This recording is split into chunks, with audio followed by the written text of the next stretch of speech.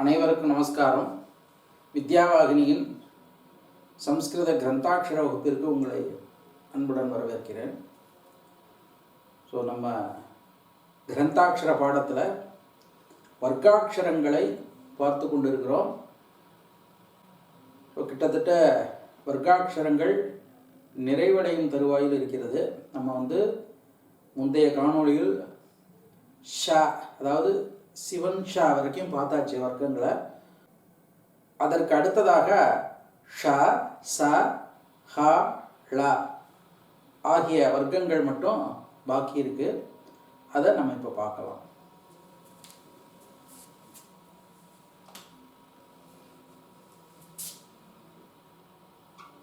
ஷ,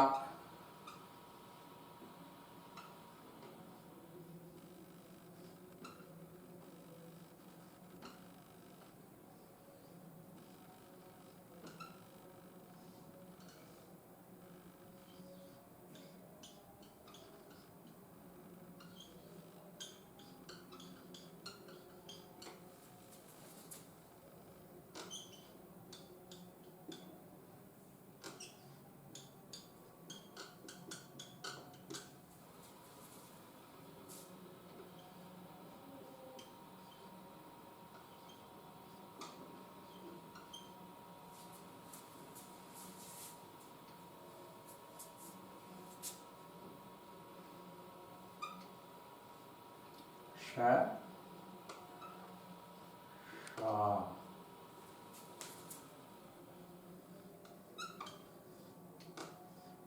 she, she,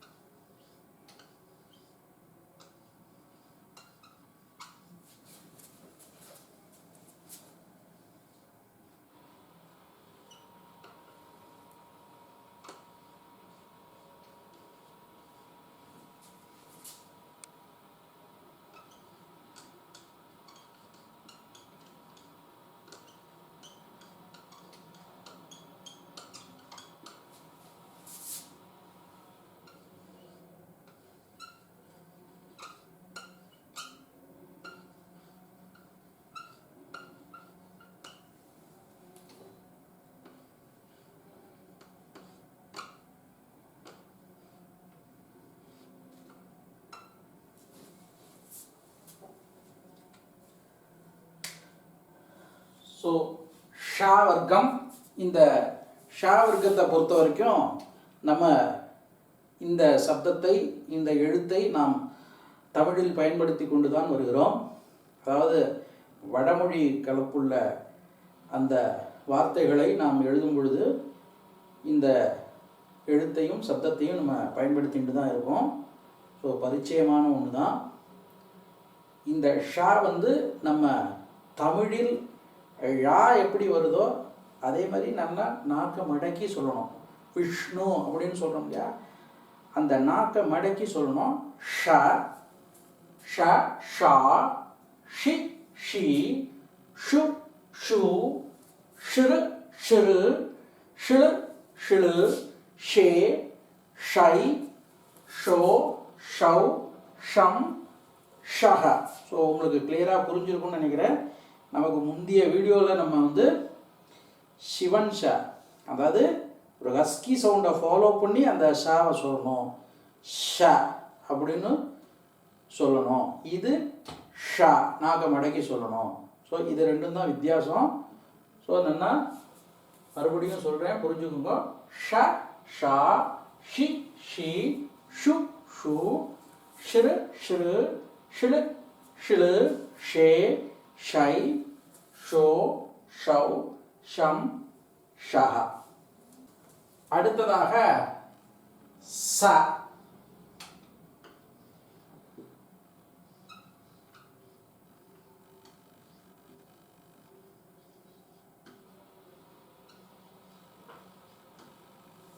அதாவது இத சரஸ்வதி,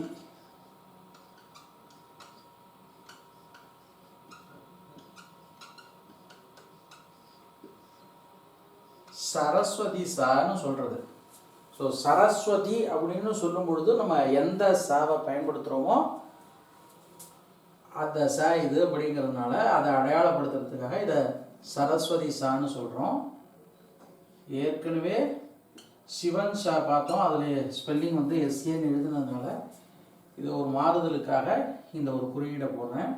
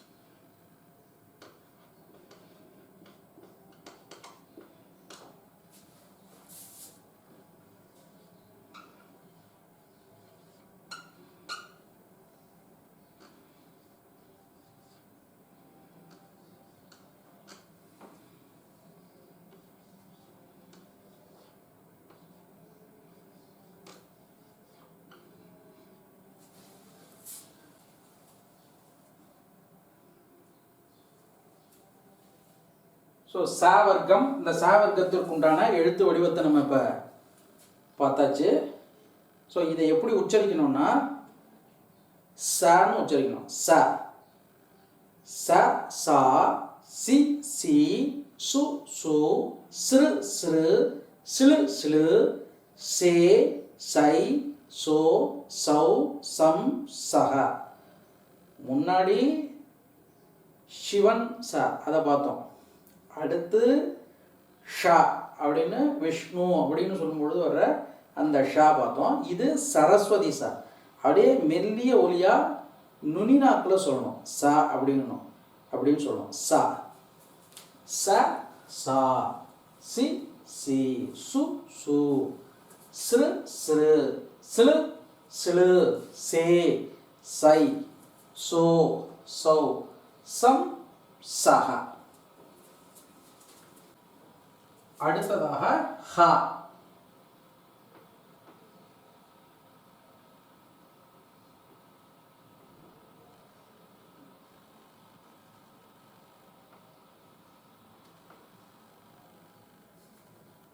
இந்த எழுத்தையும் நம்ம தமிழில் பயன்படுத்தின்னு இருக்கோம். நமக்கு இதுக்கு அறிமுகமான ஒரு எழுத்து வடிவம் தான் ஹரிஹரன் அப்படின்னு சொல்லும் பொழுது நம்ம இந்த ஹாவை பயன்படுத்துகிறோம்.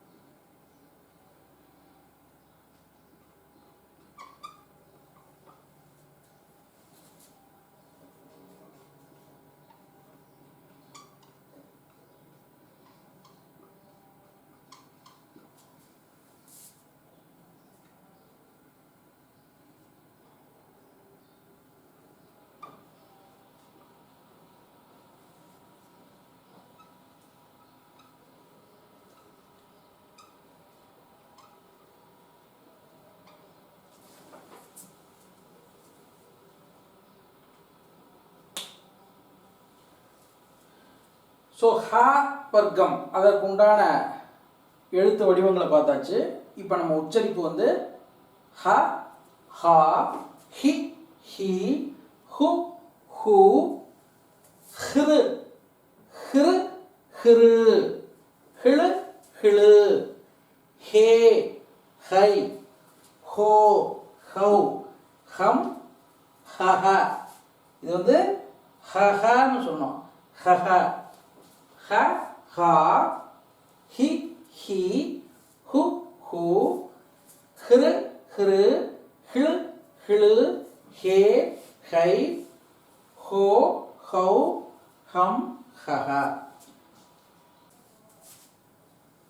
வர்க்காட்சரத்தின் நிறைவாக அடுத்ததாக ல.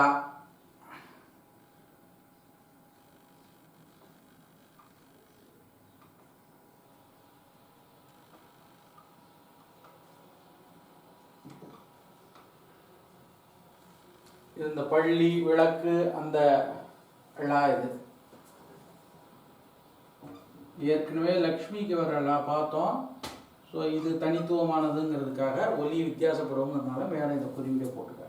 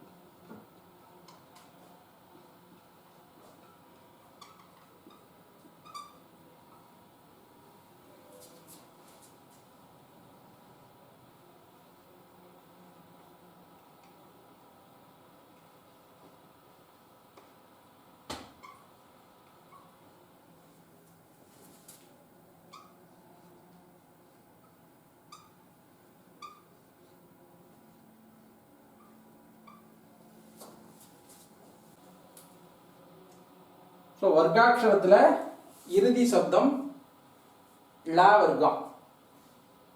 ல, லா, லி, லி, லு, lu, லிரு, லிரு, லிழு, லிழு, லே, லை, லோ, லவ், லம், லஹ.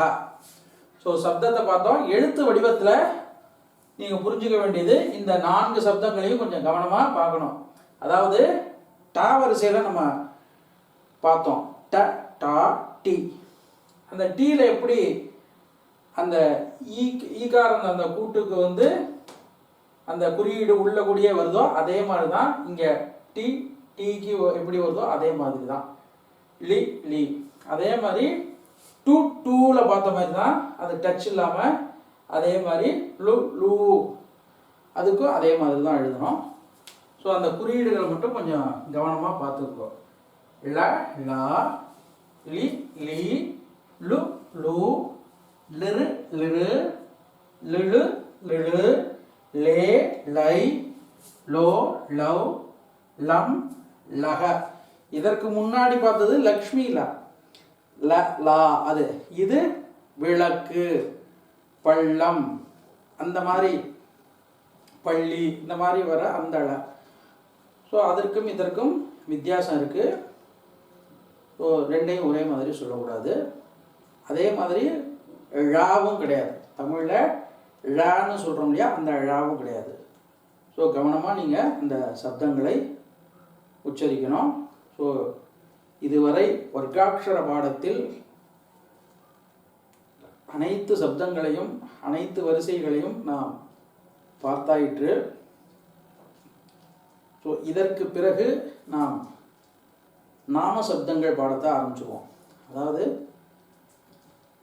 இந்த வர்க்காட்சரம் வரையிலான எழுத்துக்களை மட்டும் பயன்படுத்தி, அதாவது இதுக்கப்புறம் சம்யுக்தாட்சரம்னு ஒன்று வரும். அந்த சம்யுக்தாட்சர பயன்பாடு இல்லாத,